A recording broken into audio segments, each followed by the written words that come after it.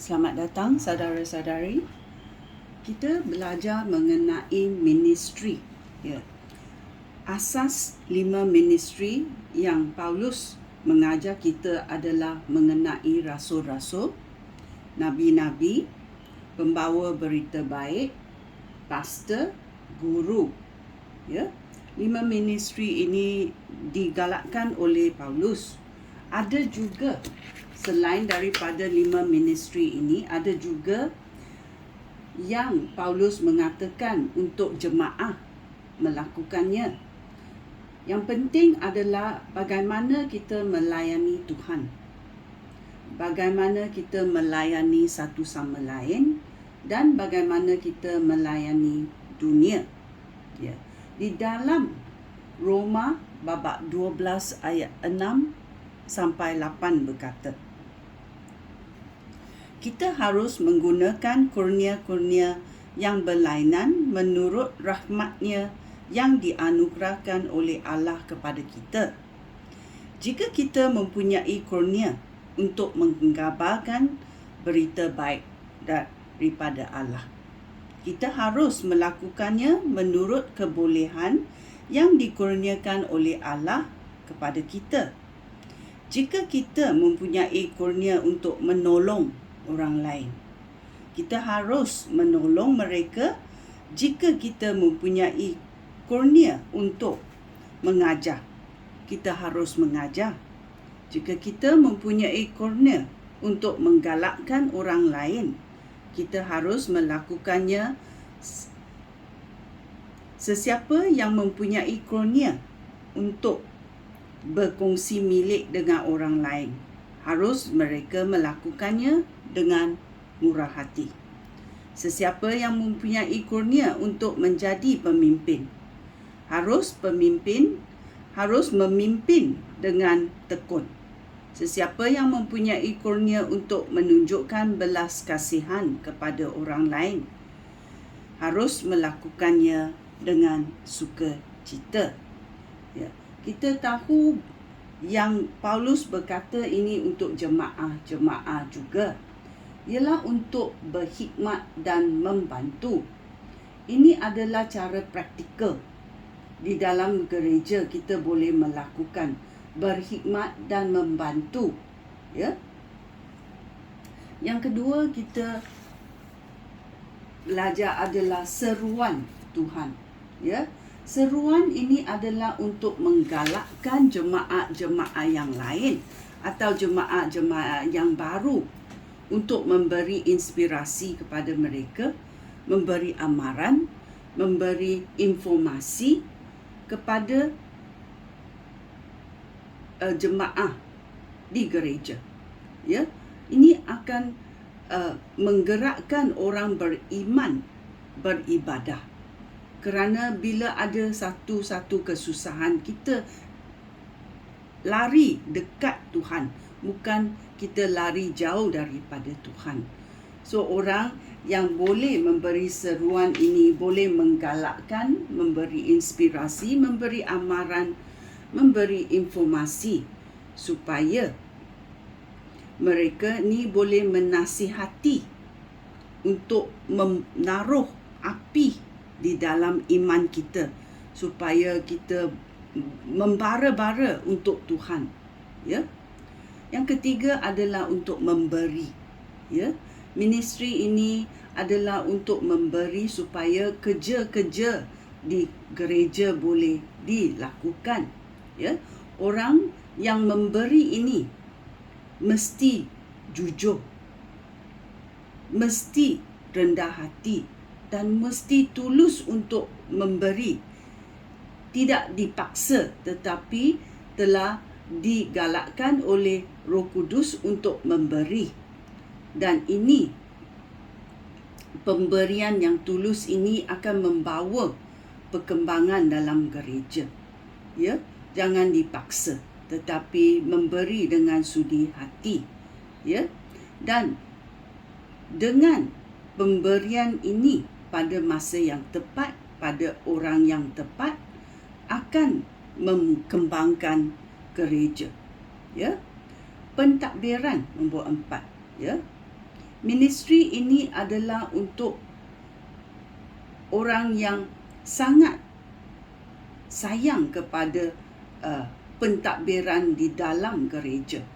Ya, bagaimana gereja harus dilakukan, bagaimana untuk mengorganisasikan, bagaimana boleh membuat training, ya, belajar bagaimana untuk menguruskan bajet-bajet di dalam gereja, bagaimana menguruskan wang yang telah diberikan oleh jemaah, ya, mana ia akan pergi. Struktur dan organisasi ini penting kerana gereja mesti juga menjalankan tugas-tugasnya, ya. Dalam Kisah Rasul-Rasul babak 6 ayat 3, dia berkata, babak 6 ayat 3 berkata, oleh itu pilihlah 7 orang di kalangan saudara yang dikuasai oleh Roh Allah dan juga bijaksana. Lalu kami akan menugaskan mereka menguruskan hal itu, ya, hal untuk pentadbiran, ya. Dan nombor 5 adalah belas kasihan, ya. Ministry ini adalah untuk memberi kerana kamu bersimpati melihat orang lain menderita. Kamu bersimpati hendak menolong. Dan bagaimana hendak menolong? Macam mana menolong? Ya, ini adalah satu cara yang praktikal. Ya, kita jangan ucap dengan mulut sahaja, tetapi kita menolong. Ya, menolong orang itu. Kalau orang itu lapar, kamu memberi dia makanan. Ya. Kalau orang itu haus, kamu memberi dia air. Kalau kamu memberi dia pakaian bila dia haus, tidak tepat pada bendanya, dia haus, so beri apa yang tepat, iaitu air, ya. So belas kasihan ini adalah cara-cara praktikal bagaimana kita boleh menolong orang yang susah di dalam dunia ini. Dalam Yakobus babak 2 ayat 13.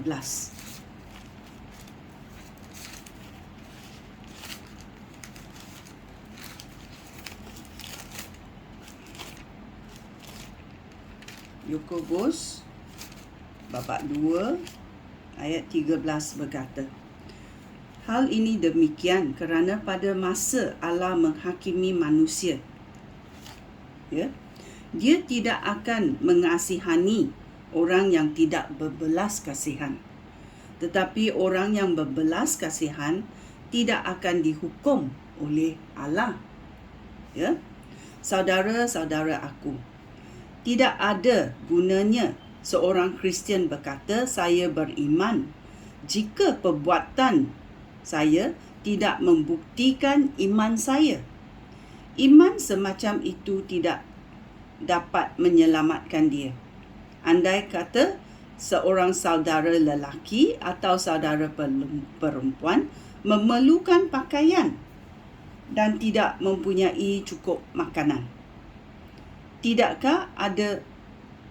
ada gunanya kamu berkata kepadanya, Allah memberkati kamu, pakailah baju panas dan makanlah dengan secukupnya, jika kamu tidak memberikan keperluan sehari-hari kepadanya. Dengan demikian juga dengan iman. Jika iman tidak dinyatakan dengan perbuatan, iman itu sia-sia. Ya, kita jangan ucap sahaja, ya Allah memberkati, Allah memberi kamu makan yang secukupnya. Tetapi kalau kamu tidak pergi memberinya, ya, perbuatan itu sia-sia sahaja. Itu bercakapan yang kosong, Ya, kamu mesti melakukannya. Iman adalah untuk melakukannya. Ya, faith in action. Ya, untuk melakukannya. Ya, dan nombor 6 adalah mujizat dan penyembuhan ada diberi kepada jemaah. Ya, mujizat ini membuktikan bahawa kuasa Tuhan ada di samping jemaah-jemaah. Dan ini adalah juga untuk orang yang belum percaya kerana mereka yang tidak beriman melihat mujizat dan mereka mahu memuji Tuhan. Ya, dengan mujizat dan penyembuhan, ia adalah satu cara untuk memberitahu bahawa orang sakit boleh disembuhkan kerana kuasa Allah ada pada orang untuk menyembuhkan, ya, melalui Yesus Kristus.